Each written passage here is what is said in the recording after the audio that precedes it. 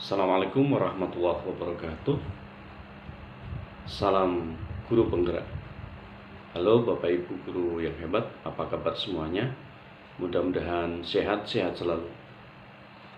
Pada kesempatan ini saya calon pengajar praktik pendidikan guru penggerak dari Kabupaten Kota Waringin Barat ingin berbagi tentang filsafat Ki Hajar Dewantara, yaitu tentang pendidikan. Sekaligus saya ingin merefleksi diri saya sendiri tentang filsafat Ki Hajar Dewantara. Filsafat Ki Hajar Dewantara ini nanti akan banyak kita sampaikan melalui bahasa Jawa dan tentunya akan saya terjemahkan ke dalam bahasa Indonesia. Mudah-mudahan filsafat yang saya sampaikan ini bermanfaat bagi pendidikan yang ada di Indonesia. Bapak Ibu guru yang hebat, tentunya Bapak Ibu tidak asing lagi dengan seorang sosok Ki Hajar Dewantara, Bapak pendidikan dan tokoh besar pendidikan di Indonesia. Beliau adalah cucu Pakualam ketiga, namanya Raden Mas Wardi Suryaningrat. Dalam silsilah beliau masih keturunan Sunan Kalijaga dan berganti nama menjadi Ki Hajar Dewantara setelah beliau mendirikan Taman Siswa. Beliau yang memperjuangkan pendidikan di Indonesia ini dari zaman penjajahan Belanda. Bapak Ibu guru yang hebat, apa saja yang akan saya bahas di dalam filsafat Ki Hajar Dewantara kali ini? Di antaranya ada hakikat pendidikan, kemudian ada istilah Tri Rahayu, ada istilah Triloka, kemudian Trimong, Tripusat, dan Tringa, dan Trino. Inilah filsafat-filsafat yang akan saya bahas pada kesempatan kali ini. Yang pertama tentunya kita akan mendalami pendidikan menurut Ki Hajar Dewantara. Pendidikan adalah menuntun segala kekuatan kodrat yang ada pada anak-anak agar mereka sebagai manusia dan sebagai anggota masyarakat dapat mencapai keselamatan dan kebahagiaan setinggi-tingginya. Inilah pendidikan menurut hakikat dari Ki Hajar Dewantara. Jadi pendidikan itu menuntun ke segala kekuatan kodrat yang dimiliki oleh anak-anak. Selanjutnya, hakikat pendidikan menurut Ki Hajar Dewantara. Hakikat pendidikan, anak-anak hidup dan tumbuh sesuai dengan kodratnya sendiri. Pendidik hanya dapat merawat dan menuntun tumbuhnya kodrat itu sendiri. Meskipun mengenyam pendidikan di tempat yang sama, tentunya setiap murid dan gurunya pun sama, mungkin tahun pelajarannya juga sama. Tetapi setiap murid punya jalannya sendiri-sendiri. Oleh sebab itu, sebagai seorang pendidik hanya dapat merawat dan menuntun serta membimbing peserta didiknya sesuai dengan kodratnya masing-masing. Boleh sama gurunya. Gurunya satu, dalam satu ruangan yang sama. Tahun pelajarannya, kelulusannya sama. Tetapi setiap anak tidak akan sama. Pola pikirnya tidak akan sama. Cara berkembangnya juga tidak akan sama. Kemudian jalannya pun tidak akan sama. Karena anak-anak mempunyai jalan sendiri-sendiri sesuai dengan kodratnya yang dimiliki. Itulah hakikat pendidikan menurut Ki Hajar Dewantara. Yang berikutnya apa yang disebut dengan Tri Rahayu, yaitu tujuan pendidikan. Tujuan pendidikan menurut filsafat Ki Hajar Dewantara itu ada 3 yang disebut dengan Tri Rahayu. Yang pertama adalah hamemayu hayuning sariro. Yang kedua, hamemayu hayuning bangsa. Dan yang ketiga, hamemayu hayuning bawana. Hamemayu hayuning sariro artinya adalah menjaga dan memelihara diri. Itulah tujuan pendidikan. Jadi, pendidikan itu diharapkan anak mampu menjaga dan memelihara dirinya sendiri. Yang kedua, hamemayu hayuning bangsa. Diharapkan anak dapat menjaga dan memelihara bangsa. Dan yang ketiga, hamemayu hayuning bawana. Setiap anak dapat menjaga dan memelihara alam semesta. Dari semua ini jalannya adalah melalui pendidikan. Itulah filsafat menurut Ki Hajar Dewantara tentang tujuan pendidikan atau yang disebut dengan Tri Rahayu. Selanjutnya ada juga yang disebut dengan Triloka. Apa itu? Yaitu dasar kerja pendidikan, yang bagi seorang pendidik ini sudah tidak asing lagi. Apa Triloka? Yang pertama adalah ing ngarsa sung tulodo. Yang kedua ing madya mangun karso. Yang ketiga tutwuri handayani. Yang pertama ing ngarsa sung tulodo artinya adalah di depan harus memberi contoh atau teladan. Setiap pendidik ketika berada di depan atau sebagai seorang pendidik harus menjadi contoh dan teladan bagi peserta didiknya. Engarso, jadi ketika berada di depan harus senantiasa dapat memberikan contoh yang baik. Yang kedua, ing madya mangun karso. Ing madya berada di tengah-tengah. Hendaknya ketika berada di tengah-tengah harus bisa membangun kreativitas, membangun karya, membangun inovasi. Jadi sebuah karya. Mangun karso, jadi membuat sebuah karya berdasarkan inovasi dan kreativitas dari masing-masing individu. Dan yang ketiganya adalah tutwuri handayani.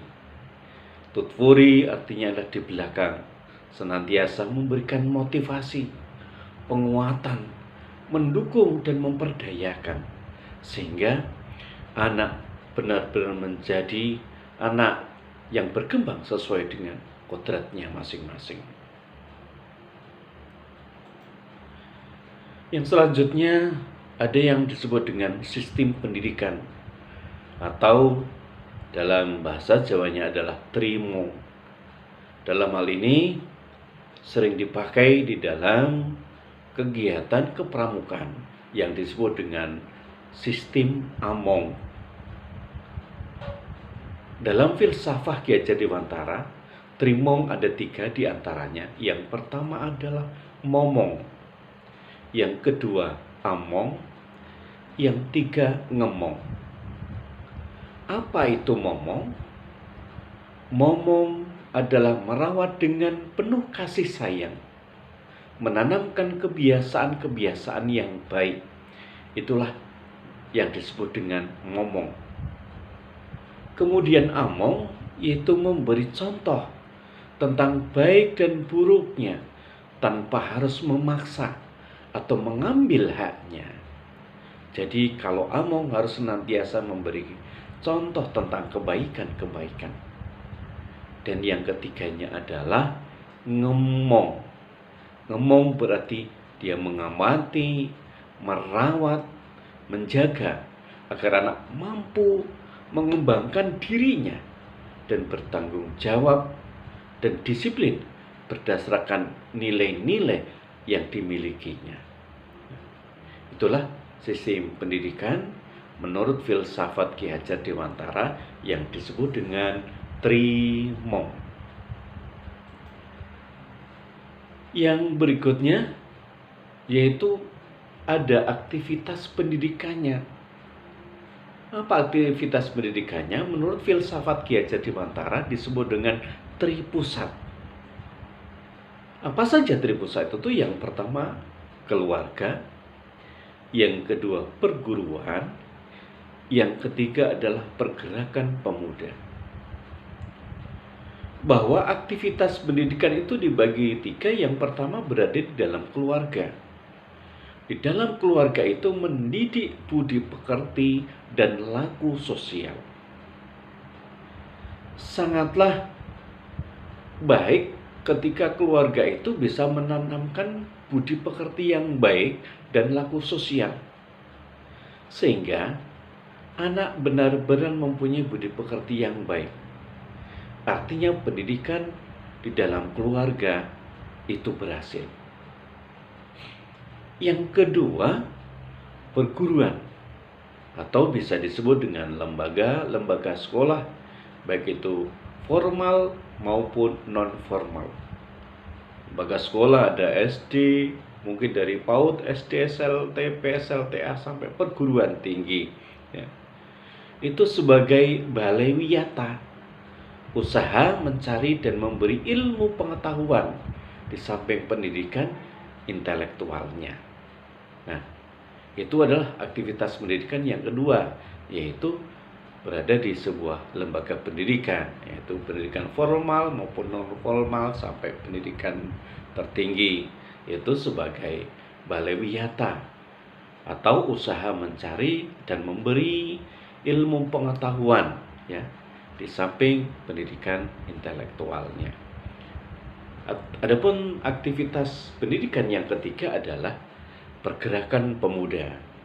Apa itu? Pergerakan pemuda adalah sebagai daerah merdekanya kaum pemuda, yaitu di lingkungan sekitarnya, di lingkungannya, yaitu untuk melakukan penguasaan diri yang amat perlu dibuat sebagai pembentukan watak. Jadi lingkungan itu sangat menentukan watak dan kepribadian dari seorang anak. Ketika lingkungannya baik, maka dia akan tercemar dengan lingkungan yang baik. Begitu pula ketika lingkungannya kurang baik, maka dia juga akan mendapatkan hal-hal yang kurang baik di lingkungan itu. Seperti pepatah dulu mengatakan, ketika kita berdekatan dengan penjual minyak wangi, maka kita akan tersiram bau harumnya juga. Tetapi ketika kita berdekatan dengan orang yang penjual ikan, maka kita akan mendapatkan bau amisnya juga atau bau kurang sedapnya. Itulah peribahasanya seperti itu. Jadi lingkungan di sekitarnya sangat menentukan dalam pembentukan watak dan karakter setiap anak. Yang berikutnya, ranah pendidikan yang disebut dengan tringo. Apa itu tringo? Yang pertama ada ngerti, yang kedua ngeroso, dan yang ketiga ngelakoni.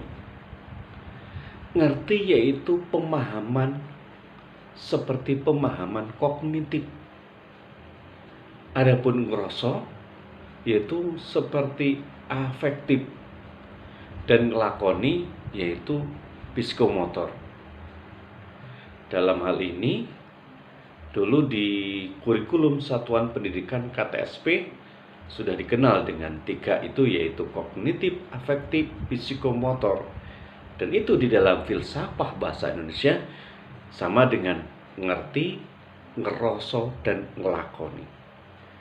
Ketika pendidikan itu sudah dipahami, ya, maka harus dirasakan di dalam hati, dalam kehidupan kita. Setelah dipahami, dirasakan, dalam kehidupan kita, maka ngelakoni harus diaplikasikan di dalam kehidupan sehari-hari. Itulah ranahnya di dalam pendidikan, ya. Menurut Ki Hajar Dewantara, filsafatnya disebut dengan tringo. Adapun selanjutnya yaitu metode mengajar atau bisa disebut dengan trino. Apa itu trino? Yang pertama adalah nonton, yang kedua niteni, yang ketiga niroke. Yang pertama adalah nonton. Apa itu nonton? Melihat, belajar, dan mencermati. Yang kedua adalah niteni, yaitu mengingat-ingat. Dan yang ketiga adalah niroke, mencontoh dan melakukan perbuatan yang baik. Itu adalah metode mengajar menurut filsafah Ki Hajar Dewantara. Jadi nonton, niteni, dan niroke. Melihat, belajar, mencermati, baik itu dari dalam buku maupun dari filsafah atau dari penjelasan guru dan lain-lainnya. Kemudian setelah itu diingat-ingat, setelah itu diaplikasikan dalam kehidupan sehari-hari.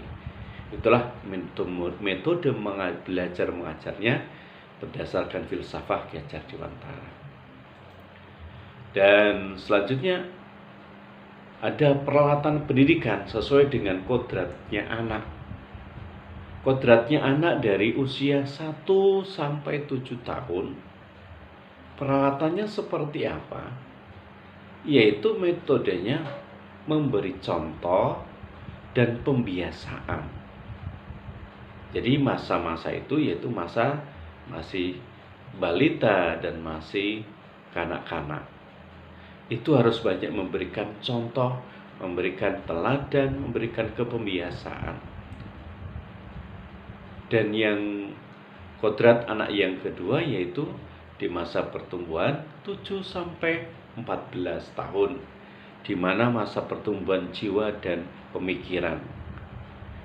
Di dalam masa pertumbuhan jiwa dan pemikiran ini, alat pendidikannya adalah pengajaran, yaitu seperti anak-anak yang sedang duduk di bangku kelas 1 sampai kelas 6 SD harus mendapat banyak pengajaran. Yang kedua, harus selalu diperintah. Yang ketiga, tentunya kadang-kadang mesti ada kalanya harus dipaksa-paksa. Contohnya kalau ingin anaknya sholat sedikit harus kita paksa. Dan yang ketiga juga harus ada hukuman yang baik, hukuman yang mendidik tatkala anak itu lakunya masih kurang baik. Dan kodrat yang ketiga yaitu usia 14 sampai 17 tahun. Itu masa terbentuknya budi pekerti dan kesadaran sosial. Ini adalah masa laku, ya, dan mengaplikasikan. Di masa usia 14 sampai 17 tahun, ini anak-anak usia SMP sampai dengan SLTA, ini alat pendidikannya adalah laku dan mengaplikasikan. Jadi laku ini tentunya harus mengarahkan kepada perilaku yang lebih baik. Dia sudah bisa menentukan arahnya sendiri. Oh ya, bagaimana saya ke depannya nanti? Apa yang harus saya kerjakan? Apa cita-cita saya? Dan dia dapat mengaplikasikan dari apa yang dia peroleh selama mendapatkan pendidikan. Itulah gambaran filsafat Ki Hajar Dewantara yang barusan saya sampaikan secara terperinci. Mudah-mudahan ini bermanfaat khususnya bagi para pendidik agar kita benar-benar mampu memahami dan menghayati pendidikan sesuai dengan filsafat dan filosofi Ki Hajar Dewantara, agar kita mendidik tidak salah arah. Dan mudah-mudahan dengan memahami filsafat ini kita akan dapat mendidik sesuai dengan yang dicanangkan oleh Mendikbud Ristek, yaitu Merdeka Belajar. Terima kasih, ini yang dapat saya sampaikan. Kalau ada manfaatnya, silahkan di like, share, komen, dan subscribe. Dan mudah-mudahan ini bermanfaat untuk diri saya sendiri dan juga untuk kalangan pendidikan. Terima kasih. Mohon maaf. Billahi taufiq wal hidayah. Assalamualaikum warahmatullahi wabarakatuh.